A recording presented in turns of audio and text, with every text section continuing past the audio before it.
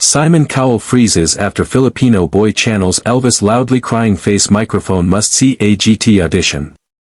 The lights of the America's Got Talent stage glimmered like stars caught in a dream. The crowd buzzed with excitement, the kind that fills the air just before something unforgettable happens. From behind the curtain, a small boy clutched a microphone with trembling hands. His name was Rafael Cruz, a 13-year-old from a small coastal town in the Philippines. The boy had never flown on a plane before, never seen a city as bright as Los Angeles. His mother had sold their old sewing machine to help pay for the trip, whispering before he boarded, "Sing with your heart, Anik. Make them feel your soul." Now, standing in front of the world's toughest judges, Rafael's heart pounded like a drum. He looked so tiny against the vastness of the stage. Simon Cowell leaned forward, skeptical but curious, as the boy adjusted the mic stand. "What's your name, little man?" Simon asked, his British accent slicing through the murmurs of the crowd. "My name is Rafael," the boy replied softly. "I come from the Philippines." "And what are you going to sing for us today?" Rafael hesitated for a second, then smiled shyly. "A song by Elvis Presley." The audience chuckled lightly. A boy this young singing Elvis? It sounded impossible. But the moment the music began, a gentle, familiar strum of "Can't Help Falling in Love," something magical happened. Rafael closed his eyes, and the first note slipped from his lips like a prayer. It wasn't mimicry. It wasn't imitation. It was soul. Deep, rich, trembling with emotion, the kind of voice that makes the world stop spinning for a moment. The entire arena fell silent. Even Simon, known for his icy critiques, leaned back in shock. The boy's tone carried an uncanny warmth, a haunting beauty that transcended his age. By the second verse, the crowd was spellbound. A tear rolled down the cheek of one of the judges. People in the audience clutched their hearts. And when Rafael hit the final note, long, pure, and breathtaking, there was a pause. A single heartbeat of stunned silence. Then, an eruption. The crowd exploded to its feet. Roars of applause thundered through the hall. Simon Cowell didn't move. His eyes were wide, frozen, his hand pressed against his mouth. For a long moment, he just stared at the boy, as if trying to believe what he had just heard. Then, he slowly stood up.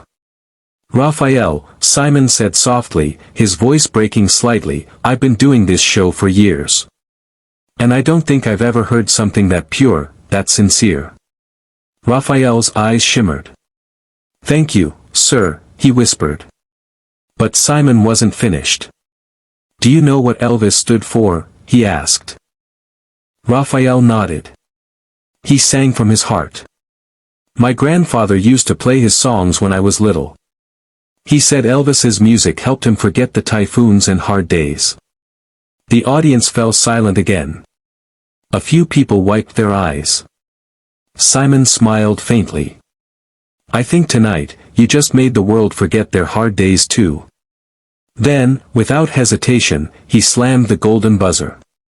Golden confetti rained down as Rafael dropped to his knees, crying. The judges rushed to hug him, and in that moment, under the shower of gold, the boy wasn't just a singer anymore. He was hope. But what the world didn't see was what happened after the show. Backstage, a producer handed Rafael a small envelope. Inside was a check, a small advance from the show. Enough to help his family back home. Rafael's mother answered his video call, tears streaming as she saw him surrounded by lights and glitter. "Anik," she sobbed, "you did it." But Rafael shook his head. "We did it, Mama." Then, he looked around the room and saw a janitor sweeping up confetti, an older man with weary eyes and a badge that read Carlos. Rafael noticed his accent, Filipino. "Kuya," Rafael said gently, walking over. "You're from the Philippines?" The man smiled shyly. "Yes. Been here 10 years. Sending money home for my kids." Without a second thought, Raphael took the envelope and placed it in Carlos's hand. "For your family," he said. "You've worked harder and longer than me. Tonight, I just sang.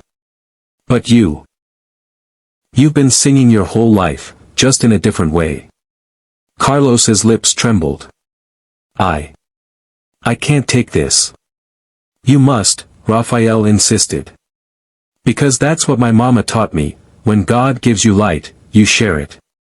When the producers later found out, Raphael refused to take it back. Word spread quietly among the crew, and by the next day, his act of kindness was all over social media. People didn't just see a talented boy anymore, they saw a symbol of compassion, humility, and hope. Weeks later, when Raphael returned to the AGT stage for the semi-finals, Simon introduced him with a different tone, not as a contestant, but as a reminder of what humanity looks like. "This young man didn't just move us with his voice," Simon said, eyes glistening. "He reminded us what real greatness is." When Raphael sang that night, his voice carried even deeper, not just across the stage, but into hearts around the world. And as the final notes soared through the hall, everyone understood something simple yet profound: talent can impress, but kindness transforms. For Raphael, the dream was never just about fame. It was about lighting a spark in others, one song, one smile, one act of love at a time. And somewhere, watching from the other side of the world, his mother whispered again, proud and tearful, "Sing with your heart, Anak."